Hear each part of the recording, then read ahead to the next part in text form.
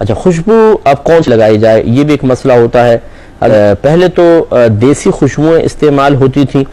یعنی without alcohol خوشبو استعمال ہوتی تھی۔ اب یہ کہ الکوہل کے ساتھ ہیں، اسپریسنٹ وغیرہ یوز کرتے ہیں، تو اس کے بارے میں کیا حکم شرع ہوگا، بہت سے لوگ معلوم کرتے ہیں۔ تو یہ بات یاد رکھیے کہ ویسے شراب، خمر کو شریعت نے حرام کیا ہے، الکوہل کی ممانعت پر قرآن و حدیث میں کچھ نہیں ہے، تو فقہا نے دیگر چیزوں پر، نشہ آور چیزوں پر جیسے شراب، خمر وغیرہ، ان پر قیاس کر کے الکوہل کو بھی منع کیا، اس کے استعمال کو۔ لیکن یہ یاد رکھیں کہ ایک شرعی قاعدہ ضابطہ ہوتا ہے کہ جس چیز کو فقہا نے منع کیا اپنی ذاتی رائے سے، اجتہادی مسئلہ ہوتا ہے، اپنے اجتہاد کے ذریعے منع کیا، اگر وہ چیز لوگوں میں بہت زیادہ عام ہو جائے تو پھر وہ یہ سوچتے ہیں کہ ہم اپنی ذاتی رائے سے لاکھوں لوگوں کو گناہ گار قرار دیں اور ان کی نمازوں کی بربادی کا سامان کریں۔ یعنی اگر ہم یہ کہیں کہ یہ خوشبو الکوہل والی لگانا یہ ناپاک ہے، تو لازم بات ہے کہ گناہ گار ہوگا ناپاک چیز استعمال کرنے سے، اور پھر جب یہ جا کے نماز پڑھے گا تو نماز نہیں ہوگی، کیونکہ ناپاکی کے ساتھ نماز نہیں ہوتی ہے۔ تو پھر فقہا اپنی ذاتی رائے کو واپس لیتے ہیں۔ تو یہاں دونوں طرح کی ذمہ داریاں دیکھیں، پہلے ذمہ داری یہ تھی کہ لوگوں کو آنے والے خطرے سے دور رکھنے کی کوشش کی جائے،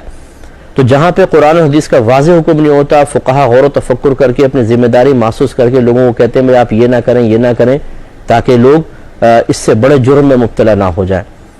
لیکن جب اس کے خلاف چیز معاشرے میں رائج ہو جاتی ہے، اور یہ کوئی پری پلان نہیں ہوتا کہ لوگ کہتے ہیں کہ علماء کو تو مخالفت کرنی ہے، چلو تم بھی کرو، تم بھی کرو، تم بھی کرو، ایسا نہیں ہوتا۔ غیر محسوس طریقے سے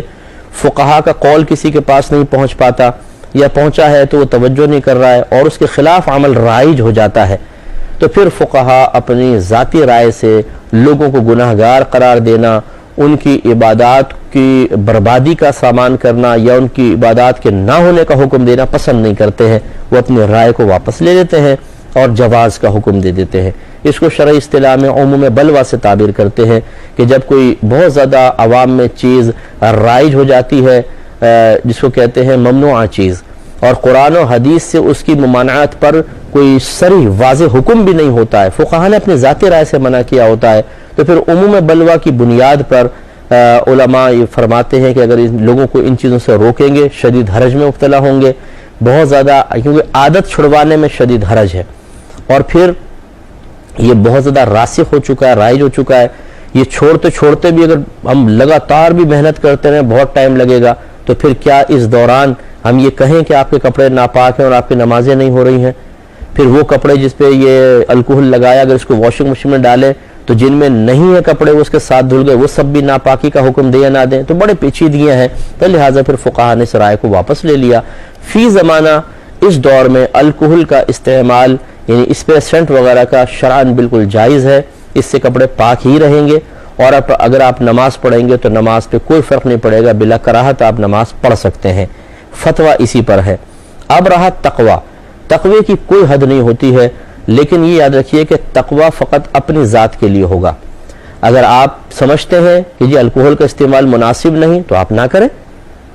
لیکن اگر آپ یہ فتویٰ دینے کی کوشش کریں گے کہ یہ تمہارا لگانا غلط ہے تو یہ بالکل غلط ہوگا۔ یہ وہی کرے گا جو شریعت کے معاملے میں بیچارے کو زیادہ مسئلے نہیں آتے ہوں گے، کیونکہ ہر شخص مفتی نہیں ہے، اور ہر مفتی موجودہ دور کے تقاضوں کے مطابق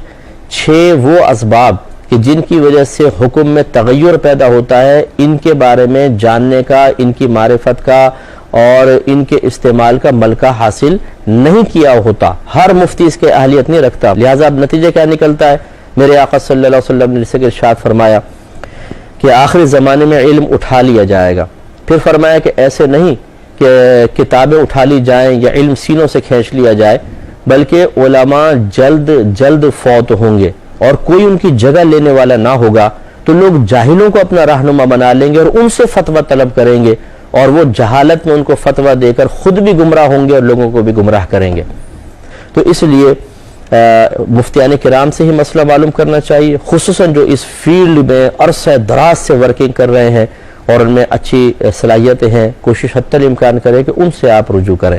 تو میں نے آپ کو تفصیل بتا دی کہ اگر کوئی تقوی اختیار کرنا چاہتا ہے کہ میں الکوہل استعمال نہیں کرتا، ٹھیک ہے جی آپ کریں، نہ کریں آپ نہیں کریں، لیکن وہ یہ نہیں کر سکتا کہ دوسرے کو کہے کہ تمہارے لیے الکوہل لگانا منع ہے، فتویٰ نہیں دے سکتا، فتویٰ دے گا قابل گرفت ہو جائے گا، کیونکہ حکم جواز کا ہے، فتویٰ یہی ہے، لوگوں کے لیے آسانی اسی میں ہے کہ لوگوں کو جواز کا حکم دیا جائے، اس پر سٹینڈ لگانا بالکل جائز ہے، آپ نماز پڑھیں گے آپ کی نماز بھی ہو جائے گی، اور اگر کوئی اس پہ گفتگو کرنا چاہتا ہے تو ہم حاضر ہیں، کبھی بھی گفتگو کر لیجئے، بیٹھ کے انشاءاللہ بات کر لیں گے، لیکن بہرحال کوئی اپنی علمیت جھاڑنا مقصود نہیں ہے، کسی کی تحقیر مقصود نہیں ہے، لیکن سمجھانا یہی مقصود ہے کہ بعض اوقات شیطان تقوی کی راہ میں انسان سے گناہ کروا رہا ہوتا ہے، اس کو غلط راستے پہ لے کے جا رہا ہوتا ہے۔ الکوہل کا ترک کر دینا اگر یہ تقوی ہے تو دوسروں کو اس تقوی کو مسلط کرنا یہ خلاف تقوی ہے۔ تقوی یعنی اللہ کا خوف دل میں جس مفتی کے ہوگا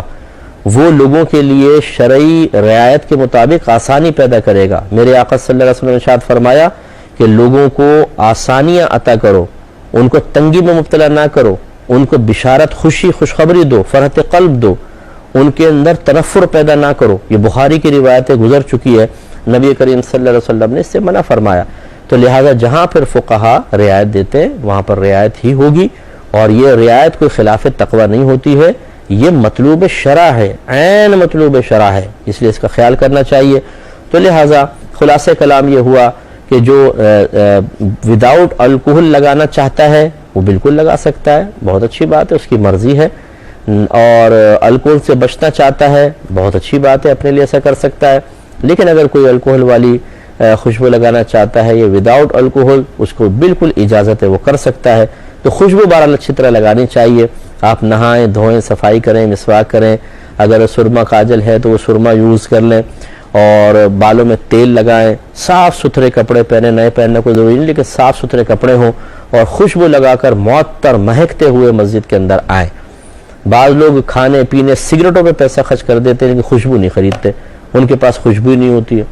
اب یہ بہرحال میں نہیں بتا سکتا ہوں، یہ پھر کاروباری معاملہ بن جاتا ہے کہ کہاں سے آپ کو خوشبو خریدنی چاہیے، کون سی خوشبو بہت اچھی ہے، لیکن یہ اپنے اطراف میں آپ دیکھ سکتے ہیں، بعض اوقات مسجدوں کے باہر ہی اسٹال لگائے ہوتے ہیں، لوگوں نے اس پہ خوشبو وغیرہ ہوتی ہے، وہ اچھی سی خوشبو آپ لے لیں، لیکن خوشبو ہی ہو۔ یہ بھی بس ضمناً ایک بات عرض کرتا ہوں کہ بہت ہی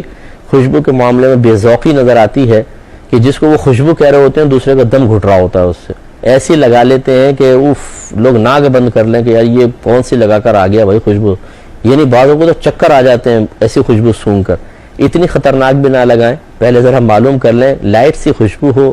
اچھی میٹھی میٹھی ٹھنڈی ٹھنڈی خوشبو ہو کہ جہاں سے آپ گزریں لوگ مہک جائیں اور ان کا دماغ معطر ہو جائے، اور وہ پوچھیں کہ جی کون سی خوشبو لگائی ہوئی حضرت، ایسی کوئی اچھی سی خوشبو استعمال کرنی چاہیے، نہ یہ کہ اتنی خطرناک خوشبو لگا لیں کہ اس کو سونگ کر جو سو بھی رہا ہو وہ ایک